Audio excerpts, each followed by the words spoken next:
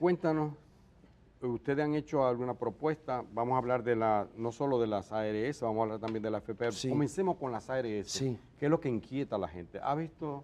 Sí. Recién hemos pasado la locución del presidente Sí. Luis Abinader defendiendo la situación del Sí. SENASA. Háblanos, usted que conoce de esos entresijos. Hay que ver los números, como ustedes saben, hay que ver los números. Y con los números uno lo que puede decir es que la que está planteada sobre SENASA es una discusión falaz e interesada. Falaz. Falaz e interesada porque no se hace cargo del problema fundamental. ¿Sí? Es cierto que siguiendo la recomendación que tanto se habla de soberanía nacional y todo aquello, siguiendo las pautas y las políticas, principalmente del Banco Mundial, sí, se le ha llamado tener cobertura integral a repartir carnet, Y hoy, es verdad, numéricamente, que tú puedes decir casi 6 millones de dominicanos y dominicanas tienen el carnet que dice SENASA subsidiado, ¿sí? Pero de ahí a decir que eso es cobertura en salud, queda un largo trecho. Pero ha habido un avance. Sí, pero, hubo un avance sí, a partir de 2003, ¿no lo crees? Sí, pero hay que entender que lo que hace la ley y lo que se ha aplicado con esta carnetización masiva Ya. es el modelo que instalaron los grupos financieros, los organismos financieros internacionales y se ha llevado hasta sus últimas consecuencias, que es un aseguramiento segmentado por la capacidad del bolsillo. Y para dar un dato, para esos casi 6 millones de dominicanos y dominicanas, lo que hay es un seguro pobre para salud pobre para los pobres. Te digo algo, para prácticamente las ARS, las principales 4 ARS privadas, para unos 2 millones de personas, tuvieron ingresos en 2024 de casi 50.000 millones de pesos. El régimen subsidiado, ¿sí? Para casi 6 millones de personas, para casi el triple de población, tuvo ingresos de 17.000 millones y tuvo que gastar 19.000 millones. Es decir, ¿qué es lo primero que tú puedes ver? ¿Qué es lo primero que tú ves? Que hay una segregación de la población. A la población trabajadora, que es la mayoría de este país y de menor ingreso, la que ni siquiera llega ni a los 15.000 ni a los 30.000 pesos, que es la mayoría trabajadora de este país, lo que le toca es la promesa de un carnet, pero un carnet sin fondos. Pero es un carnet sin fondos porque en el país no hay fondos. Bueno, entre otras cosas, hay pocos fondos porque tenemos un sistema fiscal, como todos sabemos, que protege a los más ricos y a los grandes grupos empresariales de pagar menos impuestos que lo que paga cualquier trabajador o trabajadora de este canal o de la calle. Pero además porque el dinero de la seguridad social, como tú dices, de la llamada seguridad social, en el fondo, está diseñado para que sea una cotización que va para los grandes administradores privados. Y entonces, mientras este gobierno, el que venga y el que venga, puede anunciar no 5 millones, no 6 millones, 10.000 millones de carnet si quiere, y va a tener un sistema desfinanciado, porque la ley y el modelo está montado para financiar a las administradoras privadas y que aquello que se llama subsidiado sea una borona, sea una limosna para la población, entonces el dinero no da. SENASA subsidiado tuvo un déficit de unos 2.000 millones de pesos, pero porque sencillamente no le alcanza el financiamiento, porque tiene que conformarse, como le digo, con la borona para atender a casi el triple de población que las 4 principales ARS privadas. Hablemos... Y eso es lo que se llama y eso denota el carácter profundamente segregador, injusto, discriminatorio, alérgico a los pobres y a la clase trabajadora que tiene este sistema, que a la mayoría de bajos ingresos o de ingresos informales, por ejemplo, te doy un dato y con esto termino, el 80% y casi 90% de la población de 55 años y más, ¿dónde está?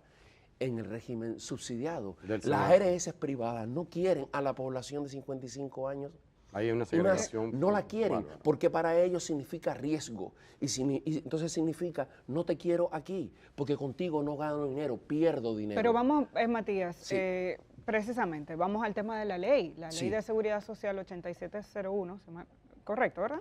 El 8701 del año 2001, valga la aclaración, parece que ya se ha quedado obsoleta, pero desde su origen tiene fallas importantes que personas como tú y otros investigadores han empezado a llamar la atención desde hace años. Esa ley, se ha dicho en República Dominicana que hay que reformarla una y otra vez.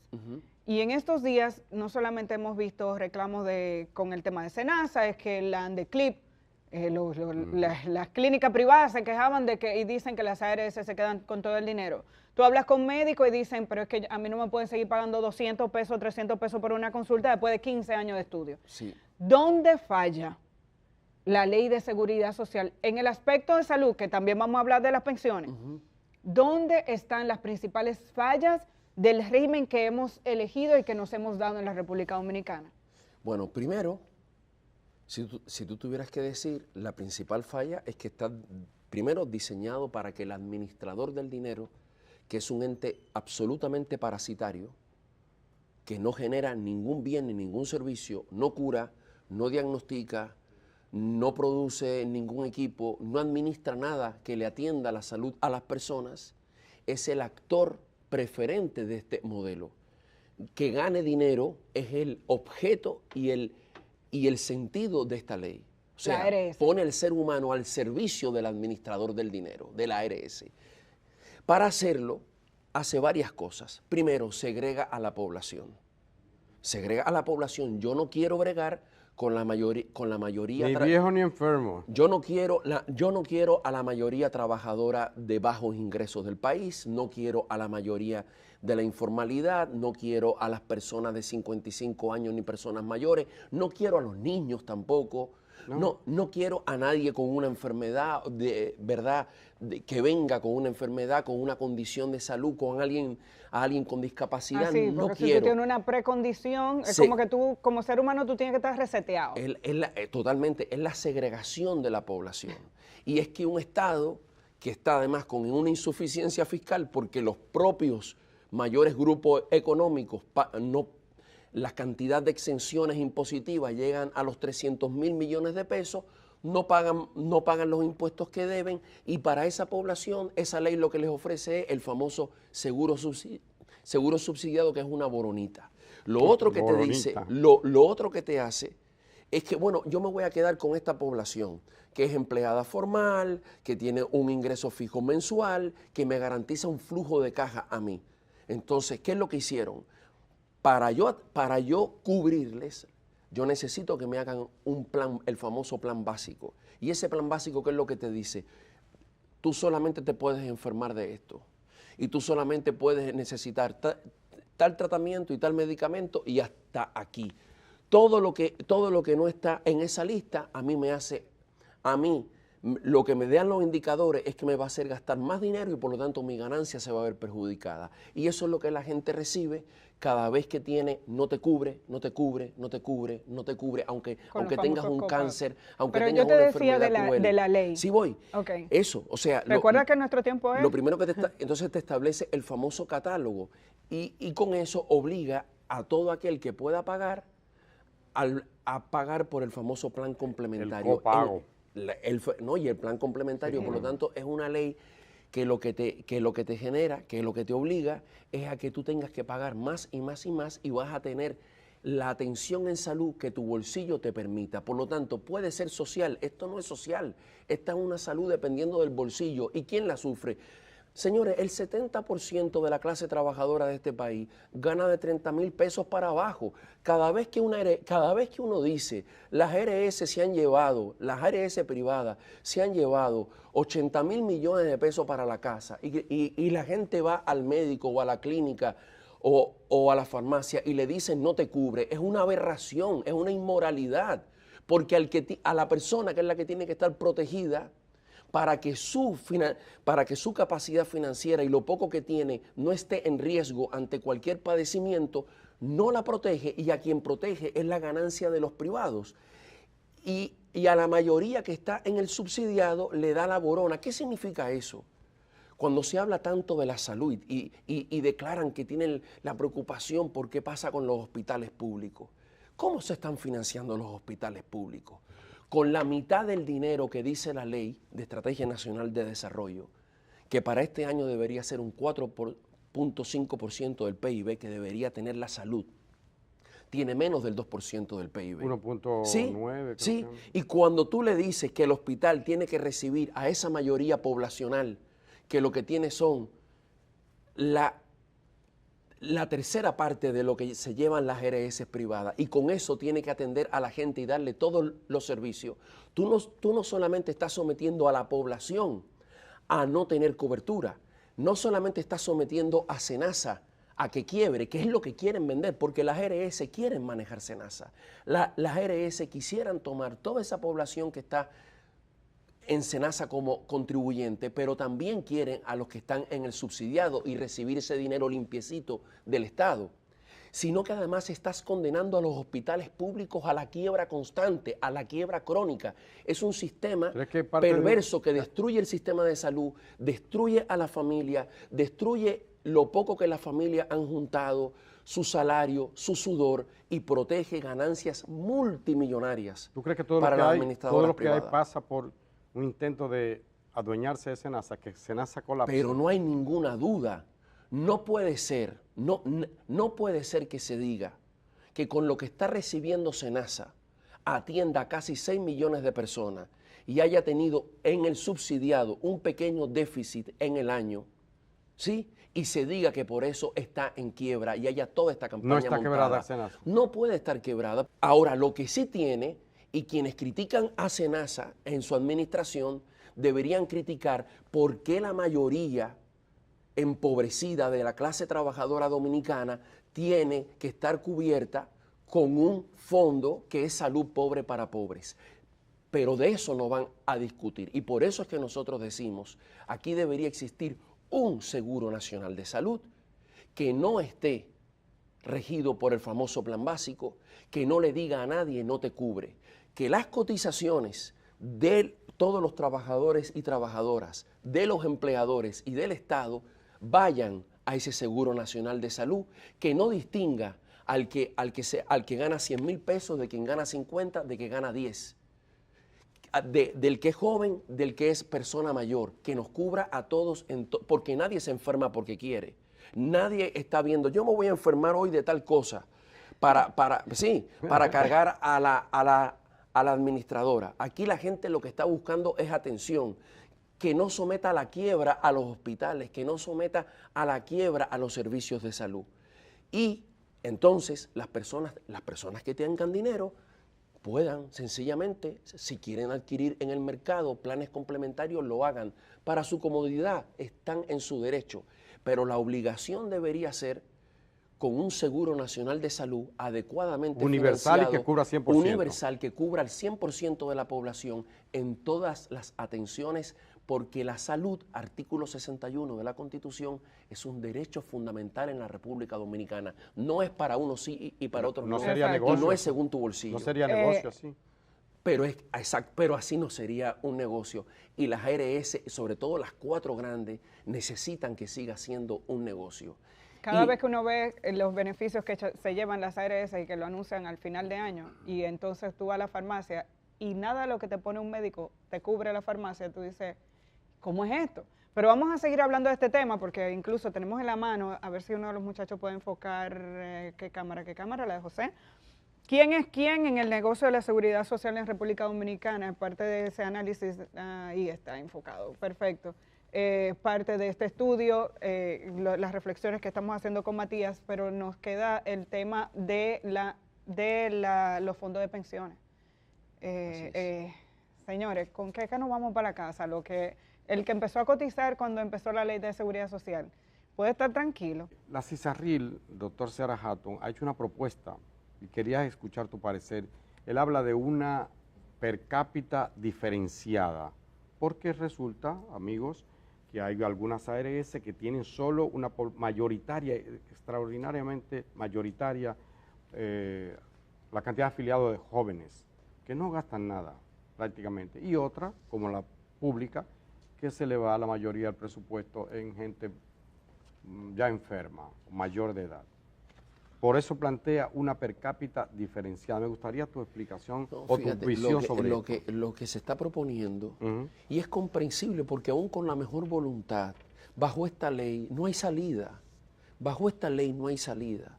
Y por eso nosotros necesitamos, como se dice, salir del cajón en el que nos tienes metido, porque a la fuerza quieren que vivamos discutiendo dentro de los parámetros de un modelo inhumano que ni es seguro ni es social. Lo dijo el ex vicepresidente Rafael Alburquerque cuando se estaba discutiendo en el año 98.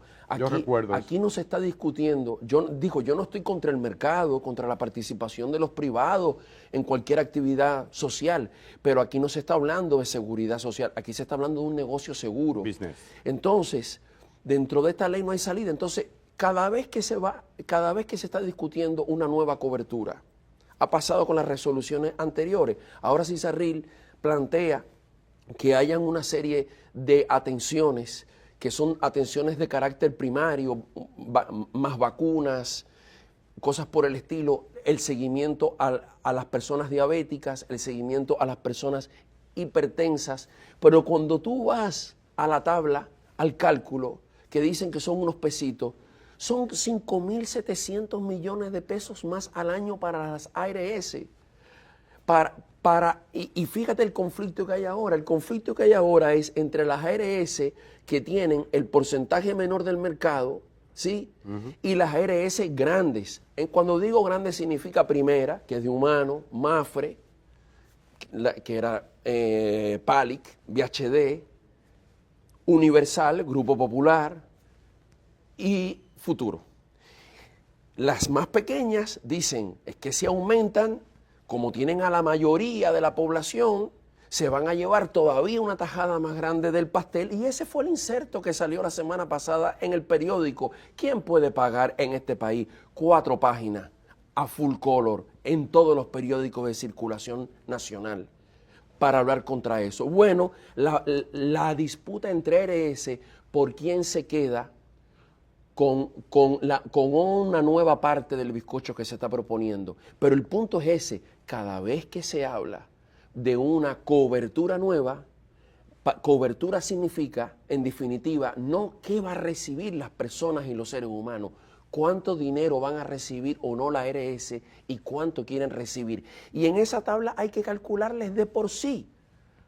De por sí hay que calcularle, que no está en la ley, un 10% de administración. O sea, ella de por sí hay que meterle un porcentaje de administración, las mismas que te dicen no te cubre cuando tú vas a la farmacia o a un médico o a una médica. ¿No estás de acuerdo entonces con esa per cápita diferenciada? Pero es que no tiene que haber per cápita diferenciada, no tiene que haber más ingresos para las ARS para satisfacer un derecho fundamental que se llama salud. El dinero, mientras las ARS se están llevando para la casa 80.000 millones de pesos. Esas son las ganancias, los beneficios. Bueno, pero estamos hablando, las ARS en este país, mientras te dicen que tuvieron beneficios por 2.000 millones de pesos, te dicen que tuvieron 5.000 millones de pesos en gastos administrativos y operacionales, no gastos en cubrir, gastos operativos y administrativos. Son empresas maravillosas que gastan más de lo que ganan. Pero además, todos los años sube el seguro. Pero claro, todos los años se inventan que te cubre una pastilla más y te dicen que hay un porcentaje de aumento, sobre todo en la parte contributiva o en los complementarios. Así es. Todos los años sube.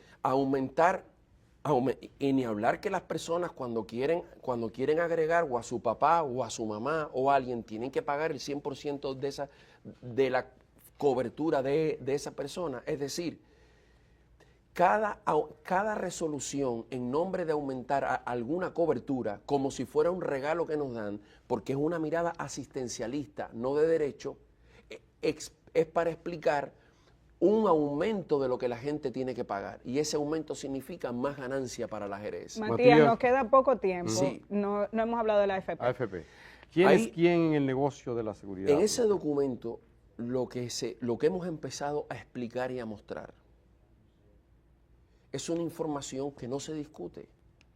¿Quiénes son los dueños de la seguridad social? Entonces, cuando tú te vas al mundo de la AFP, y lo mismo pasa con la ARS, tú tienes a los grandes grupos financieros, pero no solamente son grandes Pero grupos. está el Estado también, la AFP Reservas. La AFP Reserva, pero la AFP Reserva, aunque sigue las mismas reglas, está todavía en manos de los dominicanos y las dominicanas. Pero las otras principales AFP no solamente son propiedad de los grandes grupos financieros de la República Dominicana, sino que ya esos grupos son de carácter transnacional. Cuando tanto se discute de soberanía, hay que decir que la seguridad social y por lo tanto las pensiones de los dominicanos y las dominicanas y las coberturas en salud a través de las ARS están en manos de grupos que tienen intereses transnacionales y capital transnacional, sea porque hay grupos extranjeros invirtiendo en ese sector o porque ya estos grupos que antes eran solo dominicanos ya han comenzado a extenderse hacia afuera. ¿De cuáles países? Bueno, por ejemplo, están en Panamá, hay una gran AFP dominicana que compró una AFP en El Salvador, negocios de ese calibre, las mismas que le dicen a la persona, no sabes qué, a tu viejo o a tu vieja, no, para ellos no hay pensión. Mira, yo quedé desempleado, no, mira, a ti lo que te tocan son 4,000 pesos. ¿Tú sabes por dónde anda la pensión promedio de discapacidad total en este país? ¿Por cuánto? 16,000 pesos, en un país donde la canasta calculada por el Banco Central para sobrevivir en un hogar ya está por encima de los 22,000 pesos. ¿Y tú sabes en cuánto está una pensión promedio de discapacidad parcial? En 4,000 pesos, 4,500 pesos. Esa es la pensión. La pensión. Entonces, esos mismos grupos que ya no son solo, primero son los 4 o 5 grandes grupos financieros dominicanos, no solamente ya son solo dominicanos, ya están involucrados con el capital transnacional. Por lo tanto, su objetivo, primero, no son las hermanitas de la caridad, ni son organizaciones de beneficencia, ni mucho menos. Son organismos dedicados a ganar dinero. Y por lo tanto, lo mismo que la ARS, gastar dinero en ti a través de la cobertura en salud o gastar dinero en ti o en tu papá o en tu mamá en una pensión significa dejar de ganar dinero. Por lo tanto, tienen todas las reglas amarradas para garantizar su ganancia. Pero ¿qué es lo otro que te dice eso? ¿Qué es lo otro que te dice? Son grupos tan poderosos que por eso hubo un proceso de 4 años en el Congreso Nacional que dijo que iba a reformar la ley y no se movió una letra de la ley.